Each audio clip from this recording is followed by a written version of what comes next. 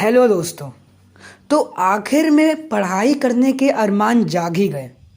लगता है एग्ज़ाम नज़दीक आ रहा है। क्यों? चलिए इस चैप्टर वर्क एंड एनर्जी को शुरू करते हैं।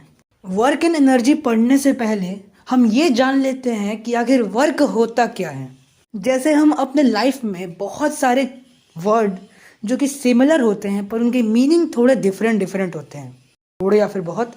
जैसे फ़ैन हो गया, आप किसी एक्टर के फ़ैन हो सकते हो, और एक फ़ैन हमारे घर में होता है जो कि हमें हवा देने का काम करता है। तो वैसे ही एक वर्ड होता है जिसे कहते हैं हम लोग वर्क। को मैं आपको एक एग्जांपल से समझाता हूँ। मान लीजिए कि आप एक ऐप डेवलपर हो। अब ऐप डेवलपर के लिए आपको बहुत सारी कोडिंग करनी पड़ती है, ठीक। अब कोडिंग तो आप एकदम कहीं एक जगह बैठ के करेंगे ना, ये नहीं कि भाग भाग की कोडिंग कर रहे हैं, ठीक है। आप अपने टेबल पे बैठेंगे, कंप्यूटर या फिर लैपटॉप खोल के उसमें कोडिंग करेंगे।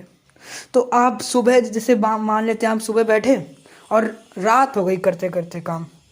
तो आप कहेंगे ना कि भाई आज तो मैंने बहुत सारा काम कर लिया, अब मुझे दिहाड़ी मिलेगी। दिहाड़ी मतलब जो काम मैंने किया उसके पैसे। पर अगर फिजिक्स के भाषा में बोलूं तो आपने काम कुछ किया ही नहीं है, आपका जो वर्क डन है वो ज़ीरो है। तो फिजिक्स की भाषा में वर्क हम किसे कहते हैं? तो अगर किसी ऑब्जेक्ट पर एक फोर्स लग रहा है और ऑब्जेक्ट मूव भी कर रहा है, मतलब डिस्प्लेस भी कर रहा है, तब हम कहते हैं कि वर्क डन हुआ है। मतलब लेट्स से कि हमने एक बुक लिया, हमने बुक पे एक फोर्स लगाया, कुछ न्यूटन्स का फोर्स लगाया, और वो कुछ डिस्टेंस तक मूव भी किया। मूव किया मतलब डिस्प्लेस किया, डिस्प्लेसमेंट हुआ उसमें। तब हम कहेंगे कि एक ऑब्जेक्ट ने वर्क किया है।